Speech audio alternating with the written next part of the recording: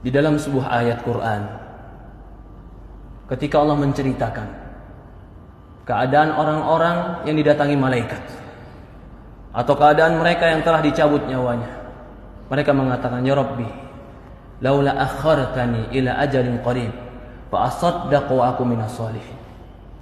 Ya Allah, ketika datang malaikat kepada dia ingin mencabut nyawanya, ketika dia sudah didudukkan dalam kuburannya, ketika itu yang dia minta kepada Allah cuma satu, "Rabbi laula akhartani ila ajalin qarib."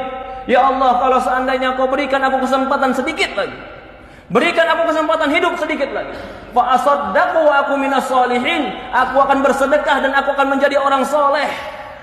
Dia minta kepada Allah bukan minta bertemu dengan istrinya, dia minta dengan Allah bukan minta dengan hartanya, tapi yang dia minta dengan Allah, ya Allah berikan aku kesempatan hidup sedikit saja, fa asaddaq, aku akan bersedekah, wa aku minas shalihin, dan aku akan menjadi orang soleh.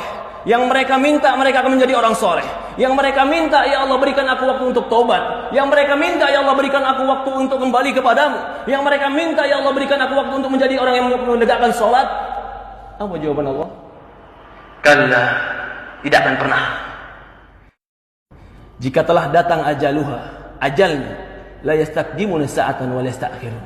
Tidak akan pernah diakhirkan walaupun sesaat, dan tidak akan pernah dicepatkan walaupun sesaat. Inilah para ulama mengatakan, kesempatan hidup dalam ibadah itulah kesempatan yang terbaik. Ketika Allah berikan kita usia 30 tahun hidup, maka itu kesempatan yang terbaik.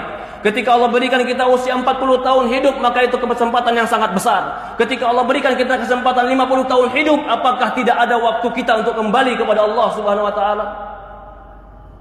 Ketika Allah berikan kepada kita kesempatan hidup, maka pergunakan kehidupan kita untuk kembali beramal soleh kepada Allah. Tidak ada yang kekal, tidak ada yang hebat. Sehebat apapun manusia akan dimakan oleh cacing. Tidak ada yang kekal di dunia ini kecuali kematian akan datang kepada kita. Kullu nafsin dha'iqatul maut. Semua jiwa pasti mati. Maka tidak ada yang pantas kita sombongkan, tidak ada yang pantas kita lupakan, kecuali kita membawakan perbekalan ketemu Allah Subhanahu wa taala. Fatazawwadu fa inna khaira zadi taqwa. Berbekallah, sebaik-baiknya bekal adalah ketakwaan. Perhatikan tadi ketika kita membaca dalam sebuah ayat Al-Quran, ketika didatangkan dia waltaqatis syaqqa bisyaq, ketika dicabut nyawanya, lalu apa yang terjadi? Betis dengan betisnya bertemu, semua badannya kram. Kenapa dia lakukan? Fala saddaqa wala shalla. Allah sebutkan sebabnya.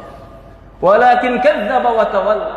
Tidak sedekah, tidak membenarkan Quran, tidak membenarkan hadis, wala shalla, tidak mengerjakan salat.